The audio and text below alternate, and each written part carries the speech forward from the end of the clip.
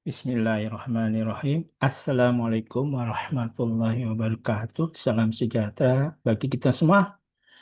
Sekali lagi, Alhamdulillah ya kita bertemu kembali di dalam webinar dengan topik pengolahan konsentrasi risk yang efektif. Ini saya kira dalam era VUCA disrupsi saat ini ya topik ini sangat penting ya untuk bisa memilah risiko-risiko mana yang konsentrasinya tinggi, mana yang tidak, supaya kalau terjadi hal-hal yang tidak dimungkinkan, itu kita bisa melakukan mitigasi terlebih dahulu. Ah, Konsentrasi risk ini saya kira perlu kita lakukan kajian, penelitian ya terhadap portofolio bisnis perusahaan, ya sehingga kalau terjadi sesuatu disrupsi, ya ini tidak merugikan perusahaan secara besar. Nah, sebelum kita mulai, ya seperti biasa saya mengenalkan diri, tidak kenal maka tak sayang. Dengan berbekal pengalaman dan kompetensi saya, ya saya berani ya untuk bisa sharing terkait dengan topik bagaimana kita bisa mengolah konsentrasi risk agar efektif benar-benar menguntungkan suatu perusahaan. Saya kira Bapak Ibu bisa melihat langsung tampilan CV saya ini. Ya, kita lanjut. Nah, apa sih yang dimaksud dengan konsentrasi risk? Konsentrasi risk atau risiko berkonsentrasi atau ditempatkan pada satu keranjang adalah potensi kerugian yang muncul ketika sebuah organisasi atau institusi keuangan atau perusahaan yang memiliki eksposur yang terlalu besar pada satu kelompok, sektor, atau dalam satu wilayah, atau dalam jenis instrumen tertentu. Instrumen itu bisa juga instrumen investasi dan lain-lain. Jadi secara sederhana ini adalah perjutan dari pepatah don't put all your eggs in one basket. Jangan Anda tempatkan seluruh telur dalam satu basket. Kenapa? Kalau basketnya keranjangnya itu bocor, rusak, maka seluruh telur itu akan rusak. Maka yang lebih baik adalah ya Anda harus menempatkan telur itu dalam beberapa keranjang yang memiliki tingkat risiko yang berbeda. Jika keranjang tersebut jatuh, seluruh investasi atau aset Anda akan memiliki dampak negatif secara bersama. Nah, ini sesuai dengan pepatahnya. Maka suatu perusahaan koperasi apalagi BUMN harus bisa mengidentifikasi mana adanya concentration risk ya dalam bisnisnya ya, atau dalam instrumen investasinya. Nah, di sini ada beberapa jenis konsentrasi risk. Ya, pertama konsentrasi sektoral, exposure yang terkonsep pada industri atau sektor ekonomi tertentu. Ya, jadi misalnya ada perusahaan perbankan dia menempatkan atau menyalurkan kredit pada sektor properti. Nah, padahal suatu properti adalah sangat tinggi NPL-nya. Atau kalau di bidang asuransi dia menjamin terlalu besar KBG, kontrak bank garansi. Yang sementara KBG itu risikonya cukup besar. Atau asuransi kredit menempatkan atau menyalurkan atau menutup ya asuransi kredit UMKM yang terlalu besar. Ya, dia tidak melakukan diskon. Itu juga relatif cukup tinggi risikonya. Makanya ya, makanya kita harus bisa melakukan identifikasi ya secara benar mana yang konsentris, mana yang tidak. Nah, jadi kita tidak boleh menempatkan ekspor itu dalam satu sektor saja. Kalau kita yakin sektor itu aman, nggak masalah ya. Tetapi kalau kita merasa dan mendapati informasi lengkap bahwa sektor itu berisiko tinggi, ya saya kira kita jangan terlalu besar menempatkan eksportor atau portofolio bisnis dalam satu sektor. Nah, konsentrasi lain adalah konsentrasi risk geografis. Jadi exposure yang terpusat pada wilayah atau negara tertentu yang rentan terhadap bencana alam atau ketidakstabilan politik lokal. Nah, contoh misalnya kita beli minyak ya di daerah Timur Tengah sana yang sering bergejolak. Ya kita juga itu tidak boleh kita mengandalkan pembelian dari minyak BBM dari Timur Tengah yang sedang bergejolak. Nah, itu akan mengganggu distribusi dan produksi minyak di tersebut. Nanti ketika kita butuhkan, maka harga BBM di dalam negeri juga akan naik. Nah, ini secara geografis. Atau kita jangan melakukan impor dari negara-negara yang rentan ya dengan gangguan ya, gempa dan sebagainya, sehingga akan menimbulkan kesulitan dalam hal distribusi dan sebagainya. Nah, itu secara geografis, secara wilayah. Ada juga namanya konsentrasi, name konsentrasi ekspor besar terhadap satu debitur atau satu grup perusahaan. Jangan sampai kita mengeluarkan kredit pada grup-grup perusahaan tertentu dalam skala portofolio yang besar. Nah, itu sementara grup tersebut ya diindikasikan berisiko tinggi misalnya. Atau konsentrasi produk instrumen konsentrasi. Nah, ini contohnya ada ketergantungan pada satu jenis produk keuangan atau sumber pendapatan tunggal. Nah, ini ya, misalnya kita hanya jualan uh, motor seri X saja. Ya, sementara kita dan seri X itu untuk segmen misalnya kelas menengah ke atas. Ya, itu konsentrasi juga. Jadi kalau misalnya kelompok segmen menengah ke atas terpapar dengan risiko ekonomi, maka akan turun penjualan secara signifikan. Nah, ini juga harus ada spesifikasi segmentasi pemasaran. Jadi jangan tergantung hanya satu jenis produk keuangan atau produk lainnya. Nah, kita diversifikasi produk itu penting. Nah, ini adalah uh, jenis-jenis konsentrasi yang lazim berlaku di pasaran. Terus bagaimana kita mengolah ya konsentrasi supaya konsentrasi itu efektif dan tetap menguntungkan bagi perusahaan dan dia bisa memantau seberapa besar risiko dari konsentrasi risiko ini. Nah, di sini mengelola risiko konsentrasi merupakan pendekatan sistematis untuk memastikan diversifikasi yang sehat, diversifikasi. Jadi, konsentrit ke diversifikasi. Berikut adalah langkah-langkah strategisnya. Satu, penetapan risk appetite dan limit. Nah, organisasi harus menentukan batas limit untuk setiap kategori exposure, ya. Jadi, risk limit atau risk appetite ini adalah risk appetite-nya direksi. Ya, misalnya contoh menetapkan bahwa tidak boleh ada satu industri yang mencakup lebih dari 15% total portofolio kredit atau investasi. Ya, jadi dibuat tuh limitnya. Hati-hati kalau Anda menyalurkan kredit tidak boleh hanya di sektor tertentu, misalnya sektor pertanian, ya, 15% lebih. Nah, dibatasin tuh perusahaan dengan respected atau limitnya.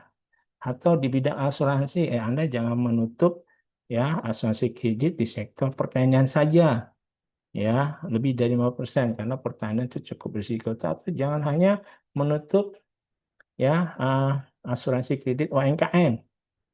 Nah, itu harus didiversifikasi. Yang kedua dengan cara diversifikasi portofolio. Ini adalah metode paling efektif. Jadi diversifikasi dilakukan dengan menyebarkan aset ke berbagai contoh industri yang berbeda, ya kan? Yang berbeda misalnya sektor teknologi, kesehatan, manufaktur, pertanian, keuangan dan sebagainya. Jadi berbeda. Nah, portofolio itu kita tinggal memainkan portofolio. Oh, kalau portofolio ini gimana yieldnya, portofolio ini risikonya seperti apa, portofolio sektor ini seperti apa. Nah, itu harus selalu dimonitoring dan dievaluasi ya agar bisa kita monitor risiko dari masing-masing sektor industri itu. Yang kedua, wilayah geografis yang berbeda. Ya, jangan main di daerah Jawa aja, di Sumatera atau di daerah-daerah lain yang barangkali tingkat NPL dan tingkat risikonya tinggi. Atau main di kelas aset yang berbeda. Apakah main di kelas aset, maksudnya instrumen-instrumen investasi yang berbeda atau aset yang berbeda seperti saham, obligasi, kas, dan lain-lain. Nah, ini portofolio penting ya, supaya kita tidak tergantung pada salah satu portofolio. Ya. Yang ketiga, melakukan stress testing dan skenario analisis. Melakukan simulasi untuk melihat apa yang terjadi jika satu sektor wilayah mengalami krisis hebat. Nah, stres-stres ini ya kita menggunakan beberapa skenario ya, bisa skenario worst ya, moderat ya, dan biasa saja ya. Cuman stres apa dan kita menggunakan trigger-trigger tertentu yang salah satunya adalah sektor-sektor yang mengalami krisis hebat. Nah, bagaimana dampaknya kepada krisis daya tahan keuangan perusahaan?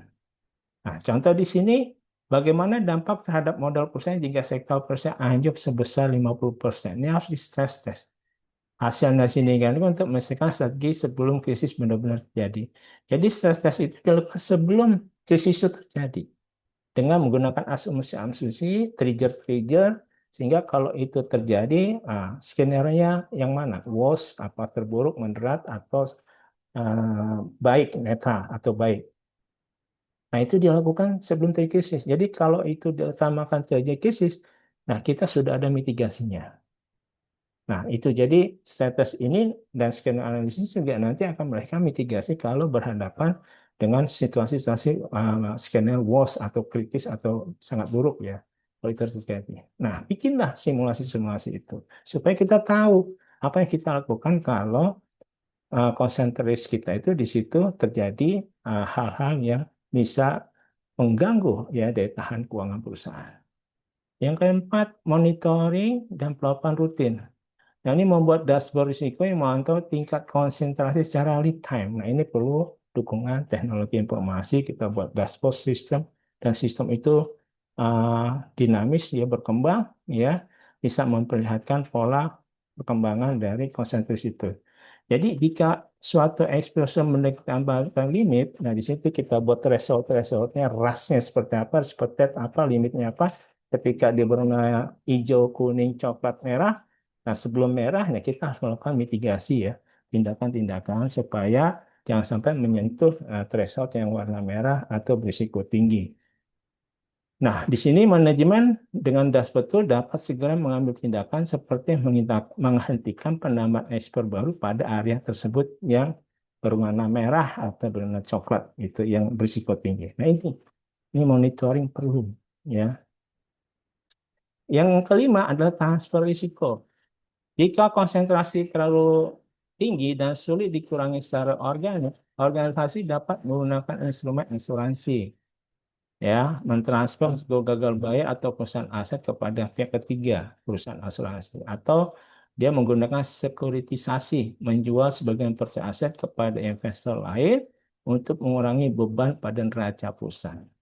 Nah, ini adalah contoh 5 cara kita bagaimana mengelola konsentrasi supaya tetap menguntungkan dan tidak mengalami kerugian. Jadi risiko konsentrasi tidak selalu buruk jika dikelola dengan sadar untuk mendapatkan keuntungan tinggi. Namun menjadi berbahaya jika terjadi secara tidak sengaja karena pengawasan yang lemah. Nah, ini proses monitoring ya dan mitigasi tadi ini harus selalu dilakukan terus-menerus. Kuncinya adalah keseimbangan antara potensi imbal hasil dan tingkat penyebaran risikonya. Nah, ini harus berhitung ya. Kalau kita meningkat persentaris, ya kita menghitung risikonya berapa, dapatnya berapa, yield-nya berapa, dan sebagainya. Nah, bagaimana peranannya dalam model 3 lini? Karena di perusahaan itu kan ada pembagian segi tugas antara yang pertama, kedua, dan ketiga. Ya, nah ini eh, dalam modal 3 ini, maka pengolahan konsentrasi risiko memerlukan koordinasi yang ketat agar tidak ada penumpukan ekspor yang tidak terdeteksi. Nah, itu dia. Nah, kita lihat nih peranan ketiga lini ini dalam mengelola konsentrasi. Misalnya, lini pertama, manajemen operasional ini biasanya risk owner yang ada di lini pertama. Jadi lini pertama bertanggung jawab langsung dalam mengidentifikasi dan mengendalikan risiko di lapangan. Ya, perannya memastikan setiap transaksi atau keputusan investasi tidak melampaui batas limit yang ditentukan. Misalnya tadi, kita tidak boleh ada portofolio menumpuk dalam satu grup atau kelompok, misalnya tidak lebih besar daripada 15% limit kita. Nah, dia harus memastikan transaksinya itu tidak lebih dari 15%. Ya, yang kedua, melakukan tindakan. Oh, kalau ada konsentrasi yang berisiko tinggi, nah dia harus melakukan mitigasi atau tindakan, ya. Jadi melakukan diversifikasi pada level transaksi dan memantau profil risiko nasabah aset secara rutin. Nah ini, memantau profilnya. Ya, jadi memantau, monitoring dan review ini penting ya. Jadi jangan kita lepas gitu ya, karena lingkungan eksternal itu sangat volatile, ya, VUCA, ya volatile, ya dan dinamis. Nah, bagaimana dengan peran lini kedua? Peran lini kedua ini biasanya oleh manajemen risiko, kepatuhan dan tata kelola (GRC). Nah, lini kedua berperan sebagai penyusun standar dan pengawas independen atas lini pertama. Jadi dia yang mengawasi, membuat satu limit, membuat suatu kebijakan policy terkait dengan pengelolaan concentrated risk. Nah, perannya ini adalah dia menetapkan kebijakan metode penghindaran konsentrasi dan limitnya yang selaras dengan risk protect organisasi. Ya, ini akan dipakai oleh lini pertama di dalam mengolah konsentrasi risk. Ya, jadi apa yang harus dilakukan oleh lini kedua? Ya, nah tindakannya adalah melakukan pemantauan agregat ya terhadap seluruh portofolio perusahaan untuk melihat apakah ada korelasi antara unit bisnis yang menciptakan konsentrasi tersembunyi. Nah, ini harus dipantau terus ya.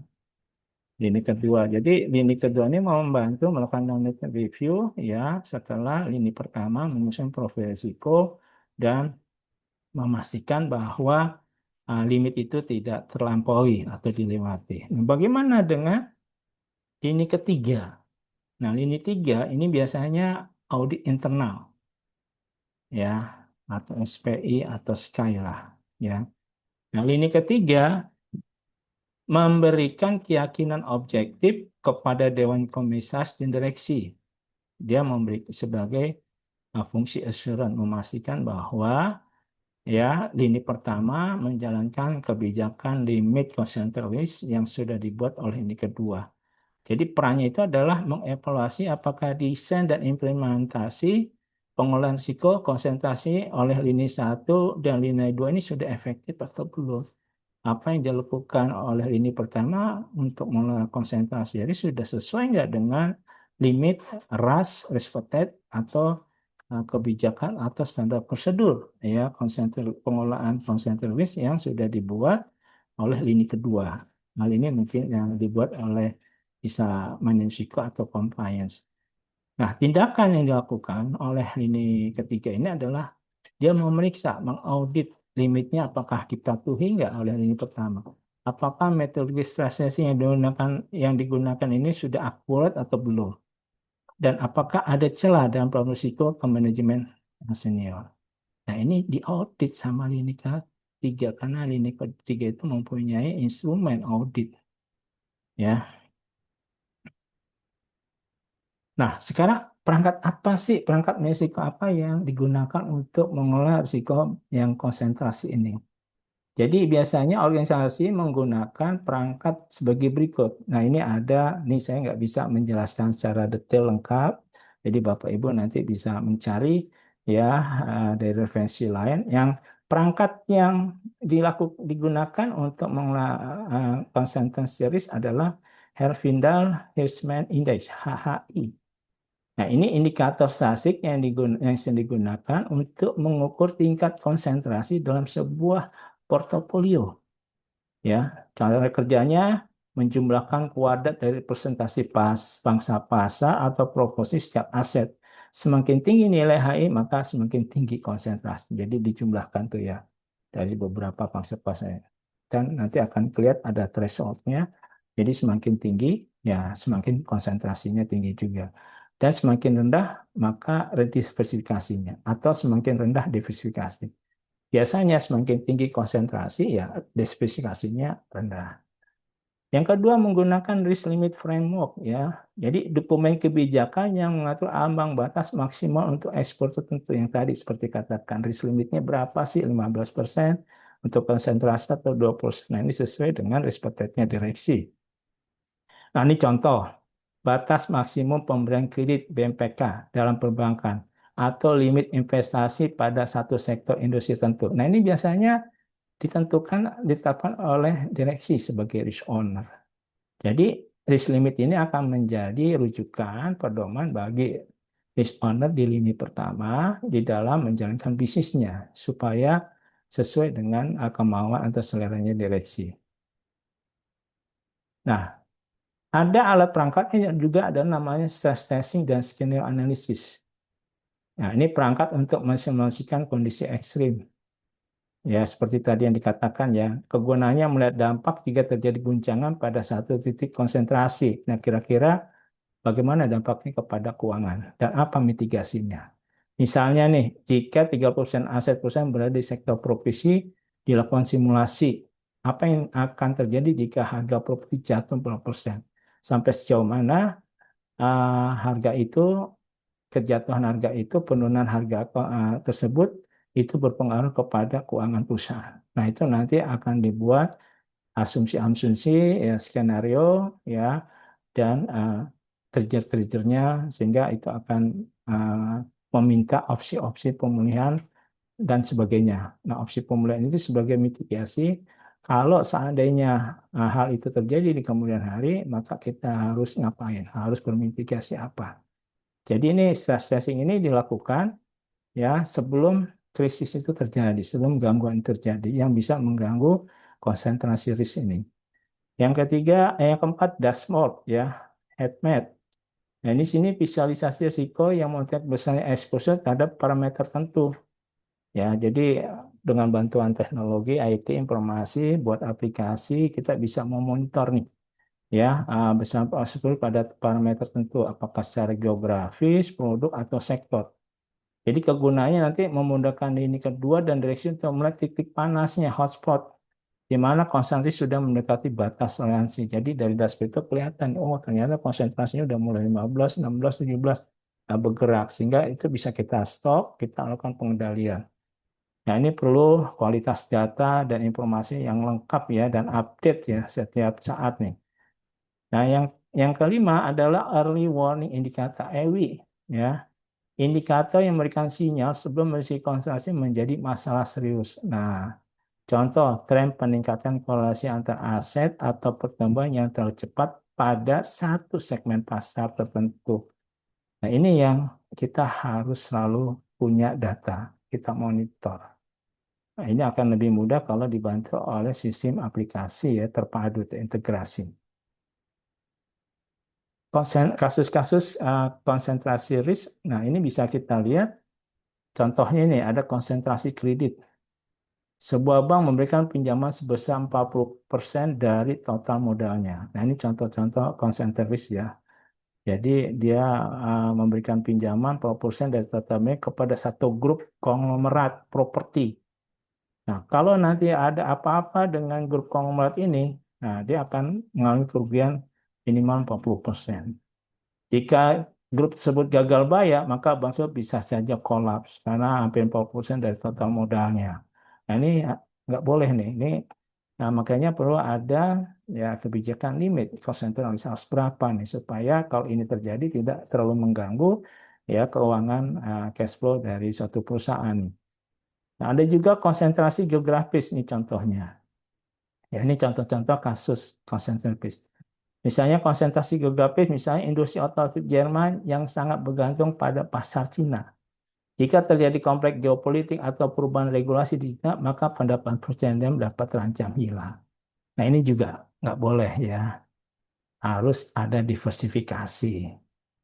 Ya boleh saja, tapi kita harus selalu mantau dan melakukan mitigasi lebih awal kalau ada indikasi konsentrasi di sini bisa menimbulkan kerugian besar. Nah, ini contoh dari konsentrasi sektor ya industri pupuk, industri dan produk. Misalnya sebuah perusahaan asuransi mayoritas pendapatan berasal dari produk asuransi perjalanan telepon. Nah, ini juga ya. Jadi ketika terjadi pandemi, penerbangan sangat terbatas, maka harga pendapatan akan turun. Jadi penutupan atau akseptasi pada produk tertentu juga yang terlalu besar portofolionya itu juga kalau bisa dihindari. Nah, ini contoh konsentrasi risk yang barangkali tidak dilakukan pengolahan yang baik, yang efektif. Nah, ini juga konsentrasi vendor. Ya, contoh case-nya pihak ketiga. Sebuah perusahaan manufaktur hanya memiliki satu pemasok bahan baku kimia. Nah, ini ya. Jika terjadi pemogokan buruh pada perusahaan vendor, maka perusahaan manufaktur akan terhenti. Nah, ini juga. Ini contoh konsentrasi yang berisiko tinggi ya. Harusnya dilakukan diversifikasi. Nah, ini contoh lain ya yang bisa menggambarkan atau memahami bagaimana konsentrasi risiko terjadi dan berisiko tinggi. Ya, ini contohnya ya ada permintaan Morgan Stanley Capital International MCI kepada Bursa Efek Indonesia bukanlah sekedar urusan administratif, melainkan sebuah uji kelayakan bagi pasar modal agar tetap setara dengan pasar global. MSCI sedang menyoroti kredibilitas dan kualitas likuiditas saham di Indonesia. Nah, di sini terdapat nih permintaan dari MSCI. Karena di sini MSCI minta supaya Bursa Efek Indonesia mendisclose informasi pemegang saham yang 1%. Berapa sih yang di atas 1%? Nah, kemudian penyediaan data investor yang lebih general. Terus menaikkan ketentuan free float 7,5 menjadi 15%. Jadi konsentrasi di sini adalah MSCI khawatir pasar modal Indonesia hanya dikuasai segelintir guru besar. Nah, menurut informasi kan cuma tiga perusahaan besar yang mengendalikan uh, saham di Bursa Efek Indonesia. Nah, nanti berarti bisa dicek ya berita-berita terkait dengan MSCI. Jika terjadi isu masalah terkait dengan sebuah grup, maka seluruh indeks bisa ikut terpengaruh. Nah, ini juga contoh konsentrasi di bidang pasar saham. Ya, ini yang saya kira teman-teman, Bapak Ibu juga harus bisa memperhatikan ini ya. Jangan sampai perusahaan kita ini ya. Nah, ini risiko terkonsentrasi untuk pro nya ya. Misalnya nih ya contohnya kasus-kasusnya dalam konteks perbaikan jalan akan lebih baik menggunakan bengkel umum yang dapat menyelesaikan beberapa tugas yang berbeda jika dibandingkan jika Anda memerlukan mengganti aki, kampas, rem, dan mobil ke beberapa bengkel spesialis. Nah, ini kasus yang pro ya untuk konsentrasi ya. Ya, cari yang satu bengkel yang bisa semuanya tapi memang punya kompetensi yang bagus daripada kita menggunakan bengkel yang satu persatu itu pasti wasting time dan juga biayanya cukup mahal. Nah, dalam koorganisasi sekarang, bayangkan situasi serupa dengan vendor satu organisasi bagi organisasi memiliki data vendor yang banyak, tertarik untuk mengkonsolidasikan vendornya agar operasi lebih efisien, maka harga lebih murah, koordinasi dan pemantauan lebih mudah. Nah, ini ya kalau kita menggunakan vendor yang banyak, berarti ada persaingan harga, ya persaingan pelayan dan sebagainya. Kalau kita melakukan koordinasi, konsolidasi dan seluruh vendor, maka kita akan dapatkan harga yang lebih murah, koordinasi dan pemantauan lebih mudah. Namun, kalau terlalu bergantung pada satu vendor untuk melakukan beberapa fungsi penting, dapat berisiko tinggi yang membuat organisasi rentan terhadap risiko konsentrasi. Nah, ini. Jadi kita tidak boleh tergantung ya kepada satu vendor saja. Oke. Nah, lanjutnya bagaimana mengidentifikasi risiko terkonsentrasi. Nah, ini misalnya ada dimensi konsentrasi aset atau kredit. Nah, deskripsinya terlalu banyak exposure pada salah satu debitur instrumen. Nah, kalau kita punya investasi atau konsentrasi aset, nah kita bisa lihat, oh ternyata kok kita investasinya hanya pada satu debitur yang besar. Nah, ini contoh di industrinya di perbankan, pembiayaan, dana pensiunnya. Atau konsentrasi geografis, ya dimensinya nih. Operasi atau rantai pasok terpusat di satu wilayah yang rentan bencana atau isu politik. Nah, ini kita bisa pelajari, kita bisa lihat nih. Ya, oh, ternyata pasokan perusahaan kita hanya berasal dari satu wilayah.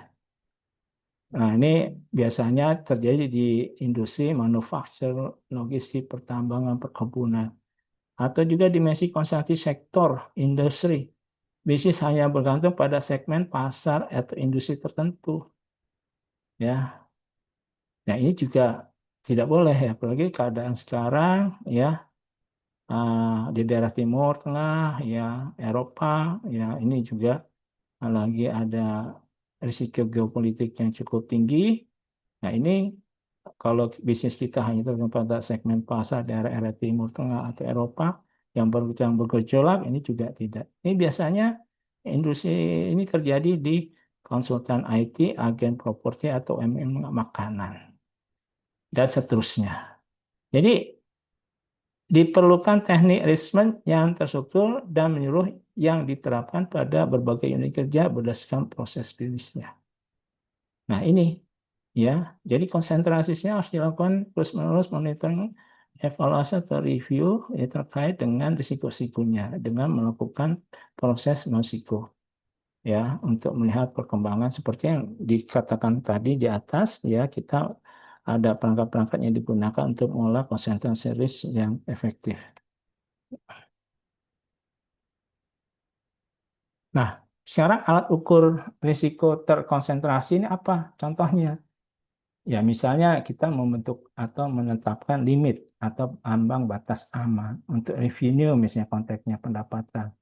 Nah, ini deskripsinya menurut standar akuntansi PSAK atau IFRS, jika pelanggan memiliki kontribusi di atas 10% dari total pendapatan, maka perusahaan wajib melaporkannya sebagai risiko konsentrasi. Jadi kita perusahaan tidak boleh tergantung hanya satu pelanggan yang memberikan kontribusi lebih dari 10%. Nah, kalau ini ada, nah kita diminta lapor ke OJK. Ya. Atau market share, ya ambang batasnya di bawah 15. Yang menggunakan indeks HI ini, ya. Konsentrasi dianggap rendah jika tidak ada pemain yang mendominasi lebih dari 15 sampai 20% pangsa pasar. Saham, ya free float, ya. Ini limitnya di atas antara 15% sampai 25%. Jika saham yang dapat publik di bawah 15%, saham tersebut dianggap tidak liquid dan mudah dimanipulasi oleh pemilik mayoritas. Nah, ini juga harus satu lagi ada perusahaan-perusahaan yang perlu likuiditas sangat tinggi. Nah, ini harus diperhatikan supaya bisa membayar kewajibannya. Yang sampai kita menempatkan aset investasi kepada instrumen yang memang sulit ya likuiditasnya. Nah, pinjaman bank ini maksimal 20%. Di sini OJK BI umumnya membatasi pinjaman ke satu grup usaha maksimal 25% dari modal bank untuk mencegah bank kolek jika grup tersebut gagal bayar. Nah, ini limit-limit ini penting dan harus dimonitor ya realisasinya yang dilakukan oleh lini pertama nih. Jadi prinsip atau apa monitoring dan review terus-menerus ini sangat penting ya. Jika suatu pihak menguasai lebih dari 20% bisnis atau aset, maka perusahaan berada dalam posisi high risk. Nah, ini teman-teman ya, Bapak Ibu, kalau Anda perusahaan Anda uh, bermitra dan mitra itu memberikan kontribusi pendapatan lebih besar 20%, ini hati-hati nih. Nah, kita harus segera mengelola konsentrasi dengan baik dan kalau bisa, kalau memang konsentrasi itu berisiko tinggi, ya kita melakukan diversifikasi. Nah, alat ukurnya adalah simple stress test. Nah, ini contohnya. Jika dalam waktu dekat klien terbesar, vendor utama, wilayah operasi cabang, saya terbesar menghilang dari bisnis karena bencana, regulasi politik, ganti kebijakan, manajemen perusahaan, apakah perusahaan masih bisa membayar karyawan bulan depan? Nah, ini harus di stress test ya dengan kondisi ini. Jika jawabannya tidak dapat membayar gaji, maka perusahaan Bapak Ibu memiliki konsentrasi risk yang tinggi. Harus di stress test ya. Seberapa besar sumbangan kontribusinya kepada perusahaan. Kalau terlalu besar, nah itu hati-hati. Kita khawatir pelanggan, nasabah, grup itu mengalami gagal atau kesulitan keuangannya. Ini bisa berpengaruh kepada ya cash flow perusahaan, daya tahan keuangan perusahaan yang nantinya akan menyebabkan perusahaan itu tutup. Ya. Nah, sekarang bagaimana mitigasi risikonya? Nah, ini sekali lagi diulang ya, kalau tipe kontrolnya mitigasinya sifatnya preventif, ya kita tetapkan limit exposure-nya ya. Jadi ditetapkan kebijakan kontribusi pendapatan dari satu kasus tidak boleh melebihi berapa persen. Itu dilakukan diversifikasi portofolio aset ya. Dari sisi keuangan, pastikan aset tidak terkonsentrasi pada satu produk atau industri atau lokasi atau tenor investasi. Misal, seluruh excess cash diinvest pada deposit 1 tahun pada bank A. Nah, ini nggak boleh. Terus ada strategi multi sourcing, ya. Jadi terhadap vendor barang jasa kritikal. Jadi harus memiliki beberapa supplier vendor. Jadi tidak boleh tergantung hanya satu vendor. Nah, kita ada mitigasi lainnya yang sifatnya detektif, ya. Ini kita harus detektif, nih kita harus deteksi, jangan sampai telat, terlambat, ya. Lakukan identifikasi potensi ketergantungan, identifikasi pemain tunggal dalam bisnis, melakukan fokus grup ringkasan inter antar yang kerja dengan topik siapa vendor yang jika hilang tidak perform bisnis berpotensi berhenti total. Nah, ini harus ada konsolidasi komunikasi di dalam internal perusahaan, ya, untuk melakukan deteksi, identifikasi. Ini harus ada nih konsolidasi ini. Nah, kalau yang sifatnya korektif, ya kita mereview kontrak kerjasama sebagai exit strategi ini. Kalau terjadi apa-apa di consent-risk, ya kita bisa keluar dengan tanpa menderita kerugian yang sangat besar. Jadi pastikan kontrak dengan pihak ketiga memiliki klausa pemulihan bencana dan kemudahan untuk migrasi data lainnya jika terjadi masalah. Ya. Kemudian melakukan audit vendor. Ya. Sesuai kesepakatan dengan vendor, lakukan audit fisik, kelasi vendor, pabrik, gudang, full, dan sebagainya, agar lebih memahami bagaimana vendor melakukan pengelolaan risiko. Jadi kita harus kenal yes customer. Nah, prinsip kenal yes customer harus penting. Ya, supaya kita tahu vendor kita, mitra kita, seberapa besar mereka bisa mengelola risiko. Jadi kalau kita melakukan concentrated risk, ya kita sudah bisa mengukur sampai sejauh mana risiko itu akan terjadi dan apa mitigasinya. Nah, ini adalah tipe-tipe mitigasi atau kontrol yang bisa kita lakukan kalau kita berhadapan dengan konsentrasi risk, ya.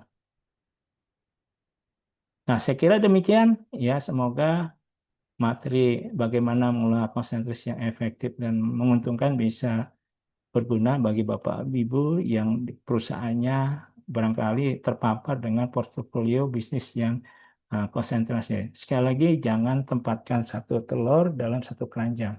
Kalau keranjang itu rusak, jatuh, ya maka telurnya itu akan rusak semua. Buatlah diversifikasi dengan menggunakan perhitungan-perhitungan yang detail, akurat, sehingga risiko itu bisa kita kendalikan dan tidak berdampak, ya, besar kerugian itu kalau terjadi gangguan yang mengganggu keranjang-keranjang risiko itu. Saya kira demikian, semoga berguna. Kalau ada hal yang perlu diskusikan lebih lanjut, ya mari kita diskusi di webinar selanjutnya. Terima kasih. Wassalamualaikum warahmatullahi wabarakatuh.